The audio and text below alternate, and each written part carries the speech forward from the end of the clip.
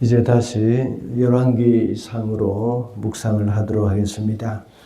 열왕기상 10장에 와서는 하나님이 솔로몬에게 주신 지혜가 어느 정도인지 알려주었습니다. 그리고 솔로몬이 누릴 부와 영광을 여러 측면에서 보여주었습니다. 금이 얼마나 많았든지 그 금을 입혀서 방패를 만들었고, 솔로몬이 앉는 왕의 보좌도 역시 금으로 입혔습니다.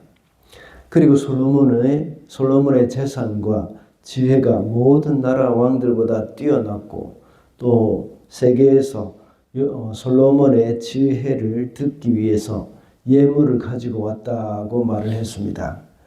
그리고 솔로몬의 많은 병거와 마병을 소개함으로써 그의 부와 영광과 함께 이스라엘의 강성함을 보여주고 있었습니다. 그런데 솔로몬의 영광에 지나치게 치중하여서 언급한 나머지 영적인 부분에 대해서는, 솔로몬의 영적인 부분에 대해서 전혀 언급이 없었습니다. 솔로몬이 그만큼 또한 하나님과의 관계에서 멀어지고 있다는 그런 의미가 되기도 했습니다. 우리는 지난 시간에 솔로몬이 누린 부귀 영화를 보면서 그렇다면 성도는 무엇을 추구해야 하는 것인지를 살펴보았습니다. 성도는 참된 가치를 추구해야 한다고 했습니다. 그리고 물질적인 풍요가 아니라 하나님을 알아가는 것이 참된 행복이고, 또 세상의 첨단 무기가 평화를 주는 것이 아니라 참된 평화는 하나님이 주신다고 했습니다. 오늘과 내일 그리고 목요일까지 우리가 살펴보게 되는 열왕기상 11장은 솔로몬의 변질을 보여주는 부분입니다.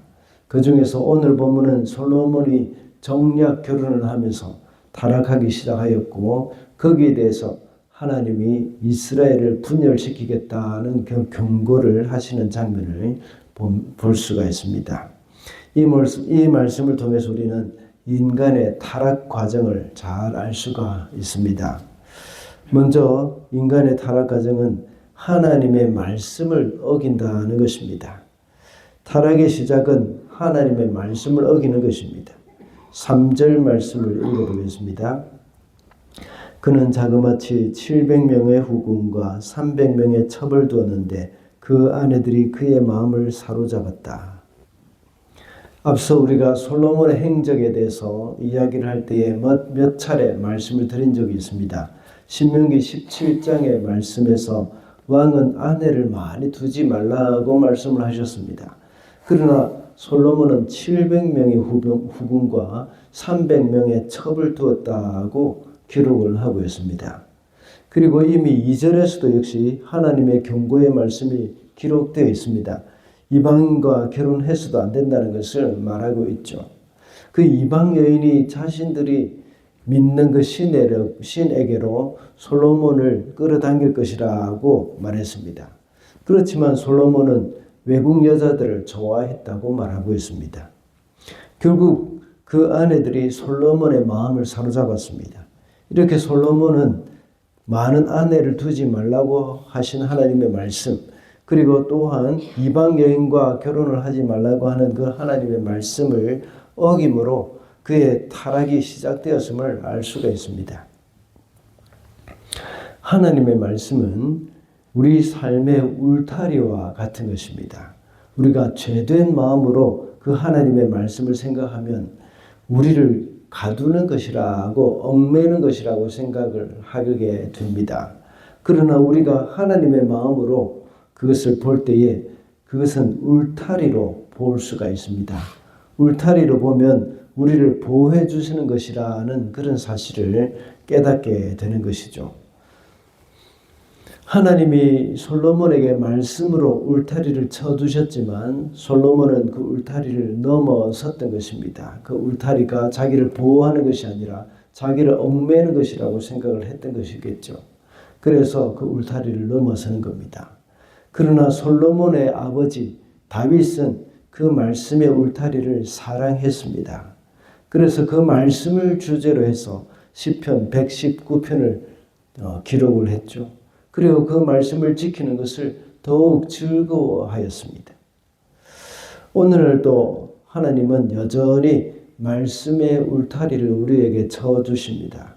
우리가 그 울타리 안에 있을 때에 우리의 삶은 안전할 것입니다.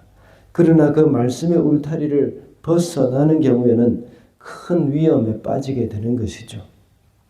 그러므로 우리는 늘 하나님의 말씀을 마음에 새기고 그 말씀을 따라 사는 일에 힘을 써야 하겠습니다. 그래서 그 말씀을 주야로 묵상하는 그런 복 있는 사람이 되어야 하겠습니다. 둘째로 우상을 숭배합니다. 인간이 타락하는 과정 두 번째로는 우상 숭배입니다. 4절과 5절을 읽어보겠습니다. 솔로몬이 늙으니 그 아내들이 솔로몬을 꾀어서 다른 신들을 따르게 하였다. 그래서 솔로몬은 자기의 주 하나님께 그의 아버지 다윗만큼은 완전하지 못하였다. 솔로몬이 시돈 사람의 여신 아스다락과 암몬 사람의 우상 밀곰을 따라가서.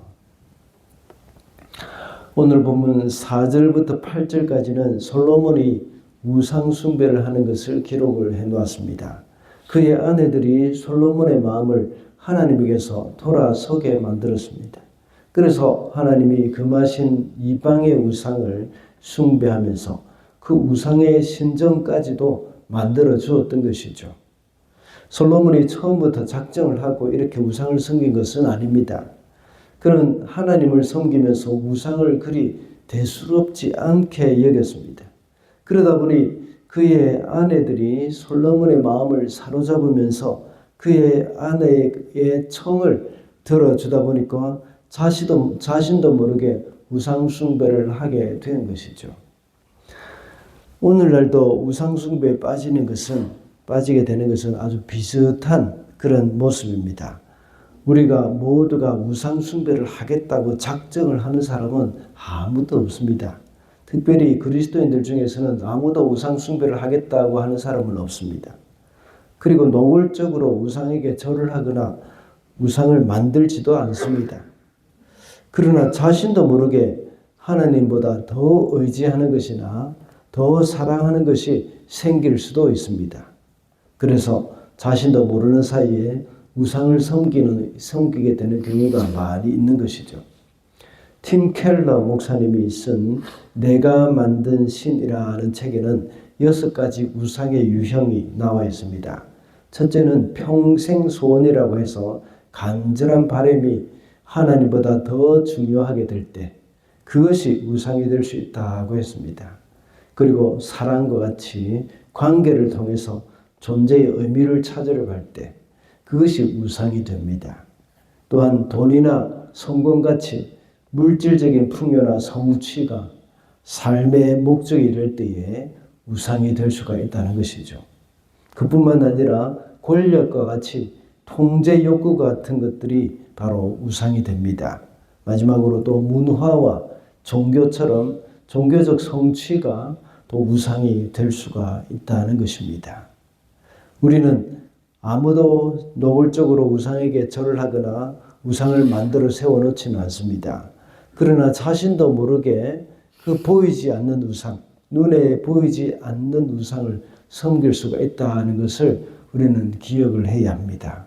그래서 늘 깨어 있어야 하는 것이죠. 우리 성도의 삶에 이러한 것들이 우리의 우상이 되지 않도록 항상 우리가 조심하고 깨어 있어야 하겠습니다. 마지막으로 하나님의 경고를 무시합니다. 타락의 마지막 과정은 인간은 하나님의 경고를 무시하는 것입니다. 9절과 10절을 보겠습니다. 이와 같이 솔로몬의 마음이 주 하나님의 이스라엘의 하나님을 떠났으므로 주님께서 솔로몬에게 진노하셨다. 주님께서는 2번씩이나 솔로몬에게 나타나셔서 다른 신들을 따라가지 말라고 당부하셨지만 솔로몬은 주님께서 하신 말씀에 순종하지 않았다. 하나님이 솔로몬에게 진노하시고 2번이나 솔로몬에게 나타나셔서 경고하셨습니다. 그러나 솔로몬은 하나님의 경고를 무시했습니다. 여기서는 당부하셨다고 번역이 되어 있지만 개역개정에서는 명령하셨다라고 번역을 했습니다. 첫 번째 대지에서는 하나님의 말씀을 어겼다고 했는데 이번에는 경고를 무시했다고 할 수가 있습니다. 하나님의 말씀을 어기는 것은 혹시 있을 수도 있습니다. 실수로 그렇게 할 수도 있기 때문입니다. 그런데 하나님이 직접 명령하시며 경고하셨다는 것은 최종적인 것일 수가 있다는 것입니다.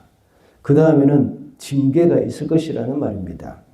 그럼에도 불구하고 솔로몬이 그 경고를 무시했습니다. 하나님이 회개의 기회를 주셨지만 그 회개를 차버린 것입니다. 이런 모습은 솔로몬 이후에 많은 이스라엘과 유다 왕들의 모습이기도 합니다. 그들이 타락했을 때에 하나님은 수많은 선지자들을 보내두셔서 경고하셨습니다.